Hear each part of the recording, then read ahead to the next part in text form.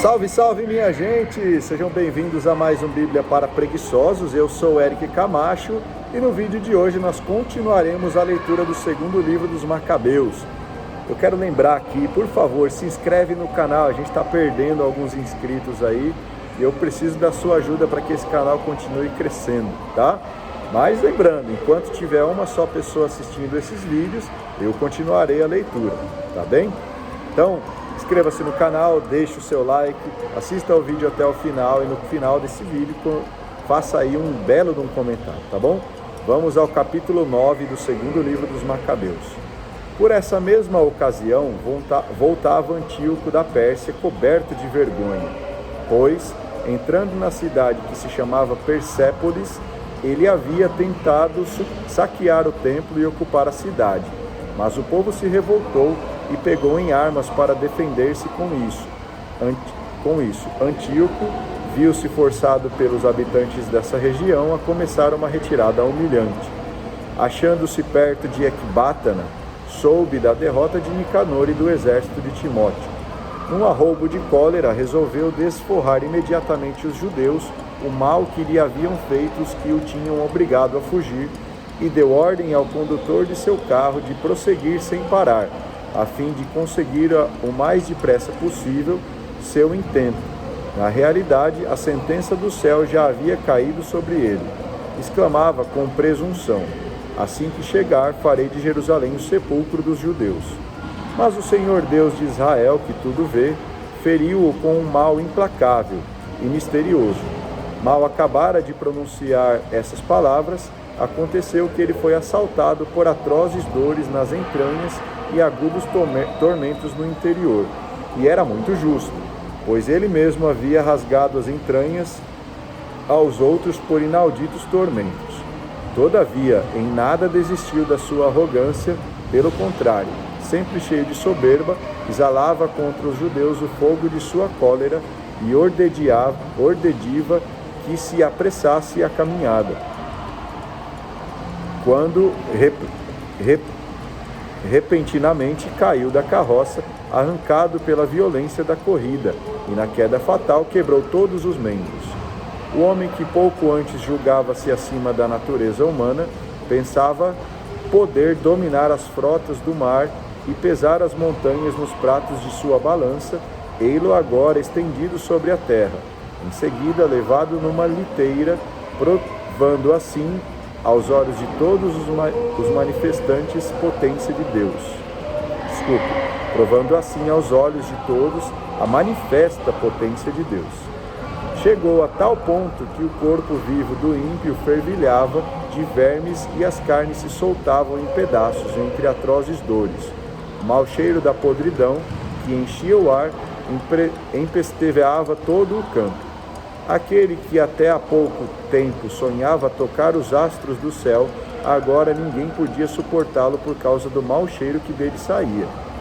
Foi então que, derribado, ele começou a perder o orgulho excessivo e a compreender melhor, torturado sob os castigos de Deus pelos constantes sofrimentos.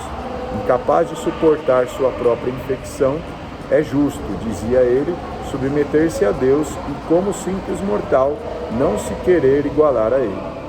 O celebrado rezava ao Senhor, de quem não haveria de receber compaixão, e prometia dar a liberdade à cidade santa, para a qual ele se encaminhava a fim de arrasá-la e fazer dela um sepulcro. Dizia ele que tornaria iguais aos atenienses todos os judeus que havia julgado indignos de sepultura e bons para serem atirados com seus filhos às aves do céu e aos animais selvagens como pasto. Ornaria com ricas prendas aquele templo que havia despojado antes, devolver-lhe-ia multiplicados os vasos sagrados, proveria com suas próprias rendas todas as despesas necessárias para os sacrifícios. Além disso, ele mesmo se tornaria judeu e percorreria todos os lugares habitados, proclamando o poder de Deus. Mas suas dores não se atenuavam, porque o justo castigo de Deus pesava sobre ele. Então, desesperado em vista de seu estado, escreveu aos judeus a seguinte carta, verdadeira súplica, assim exarada: aos dedicados súditos judeus, saúde, bem-estar e felicidade, da parte de Antíoco, rei e chefe do exército. Se vós e vossos filhos passais bem, e se vos sucedem todas as coisas como desejais, agradeço a Deus, em quem ponho minha esperança. Pois quanto a mim, estou prostrado pela doença, mas me lembro com prazer dos vossos sentimentos de respeito e de benevolência para comigo. Ao voltar da Pérsia, surpreendido por um mal cruel, julguei necessário providenciar a segurança de todos. Não que me desespere de meu estado, ao contrário, tenho a firme esperança de escapar dessa doença. Mas me lembro de que meu pai desigdiva seu sucessor cada vez que partia em expedição às províncias superiores. Ele queria que, no caso de uma desgraça ou má notícia, os habitantes do país não se perturbassem, uma vez que soubessem a quem confiar os negócios. Eu sei, ademais, que os príncipes que me rodeiam e os vizinhos do meu reino estão de atalaia e espreitam os acontecimentos por isso. Já designei meu filho Antíoco para o rei, a quem em outras ocasiões confiei e recomendei a maior parte de vós, quando partia para outras terras. A ele escrevi a carta abaixo.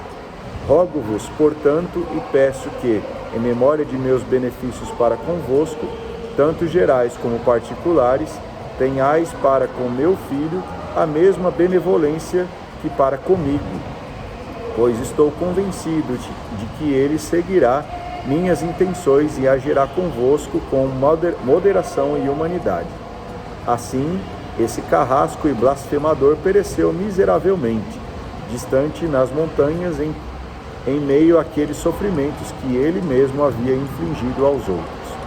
Filipe, seu amigo de infância, levou seu corpo e em seguida partiu para o Egito, para junto de Ptolomeu Filometor, para escapar ao filho de Antíoco. Capítulo 10. Sob a proteção do Senhor, Macabeu e seus companheiros retomaram o templo e a cidade. Destruíram os altares que os estrangeiros haviam edificado na praça pública, como também os troncos sagrados. Após terem purificado o templo, erigiram ao outro altar dos perfumes, utilizaram uma pedra para tirar faíscas das quais eles se serviam para oferecer os sacrifícios. Após 2 anos de interrupção, queimaram o incenso, acenderam as lâmpadas e recolocaram os pães da proposição. Feitas estas coisas, prostraram-se por terra e pediram ao Senhor que não mais os entregasse a semelhantes calamidades, mas se recaíssem nas ofensas e corrigisse com brandura, sem entregá-los às mãos das nações ímpias e bárbaras. Foi no dia do aniversário da profanação do templo pelos estrangeiros, isto é, no dia 25 do mês de Casleu, que eles o purificaram. Prolongaram as cerimônias e os festejos por 8 dias, como na ocasião da festa dos tabernáculos, recordando-se do que pouco antes, na ocasião dessa festa, habitavam nas montanhas e nas cavernas como animais selvagens. Foi assim que, levando tirsos, ramos verdejantes e palmas, cantaram hinos àqueles que lhes havia concedido a dita de purificar o seu templo. Decretaram por um edito público a toda a nação judia que esses mesmos dias fossem solenizados em cada ano. Acabamos de narrar as circunstâncias da morte de Antíoco, cognominado Epífanes. Vamos agora proceder à narrativa dos acontecimentos sucedidos por Antíoco Eupátor, filho desse sacrilégio, resumindo o que se refere aos males da guerra. Assim que ele subiu ao trono, este príncipe pôs-se à frente dos negócios do reino com certo Lisias, ao qual nomeou também governador militar e chefe da Celecíria e da Fenícia, porque Ptolomeu, apelidado Macron, tomando a iniciativa de se mostrar justo para com os judeus, em vista da perseguição movida contra eles, procurou governá-los na paz. Mas, pelos favoritos do rei, ele havia sido denunciado a Eupátor. Por outro lado, taxado muitas vezes de traidor por ter deixado Chipre que lhe havia entregue Filometo e se ter posto a serviço de Antíoco Epífanes, e em consequência, não podendo exercer com honra seu alto posto, envenenou-se e morreu. Mas Górgias, tornado comandante do exército nessas paragens, tomava consigo tropas estrangeiras e aproveitava-se de todas as ocasiões para importunar os judeus. Os idumeus, senhores de várias fortalezas importantes, em combinação com ele, molestavam os judeus, acolhiam os exilados de Jerusalém e mantinham um estado de guerra contínuo.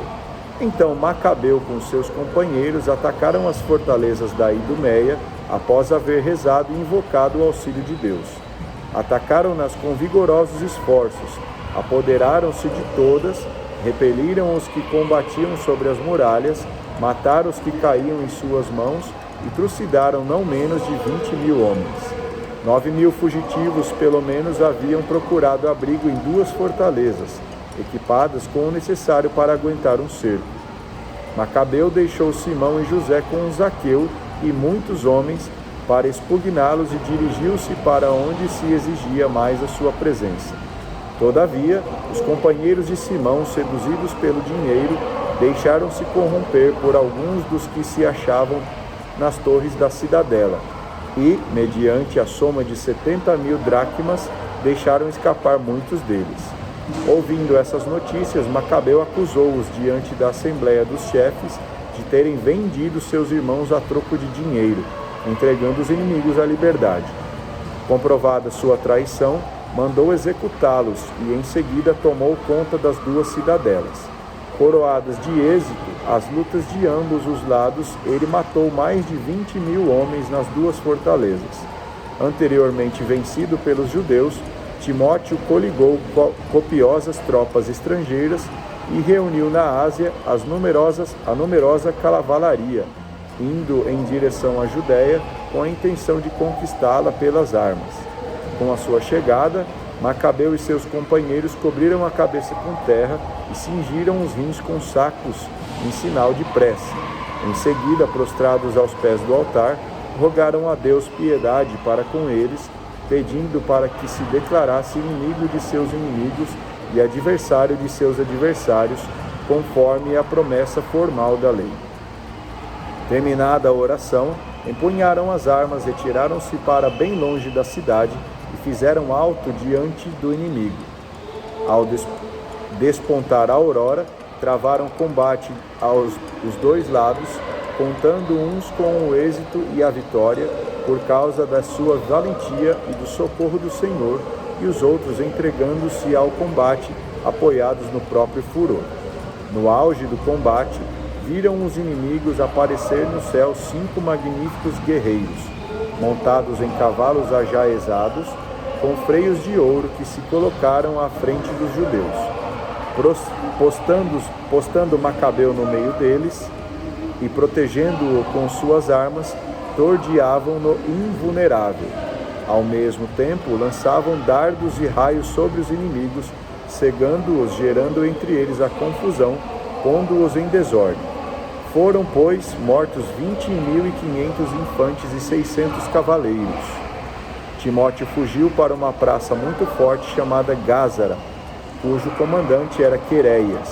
Macabeu e os que se achavam com ele assediaram-na com ardor durante 4 dias, e enquanto os que se encontravam nela não cessavam de blasfemar e injuriar,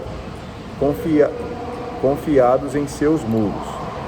Amanhecendo, porém, o 5º dia, um grupo de 20 jovens do exército de Macabeu, inflamado de cólera por causa das suas blasfêmias, atirou-se corajosamente à muralha e massacrou tudo o que ele encontrou. Outros subiram do mesmo modo ao muro, atearam fogo às torres, acenderam fogueiras nas quais queimaram vivos os blasfemadores. Outros ainda arrombaram as portas, fizeram entrar o restante do exército e ocuparam a cidade. Mataram Timóteo, oculto numa cisterna, seu irmão Queréias e Apolófanes. Após esta façanha, cantaram hinos e cânticos ao Senhor, que havia operado grandes prodígios em favor de Israel, concedendo-lhe a vitória. Muito bem, muito obrigado a você que acompanhou a leitura deste vídeo até aqui. A gente se vê no vídeo de amanhã. Faça um excelente dia. Não esquece de deixar o seu like, se inscrever no canal e fazer aí um comentário. Um grande abraço e tchau!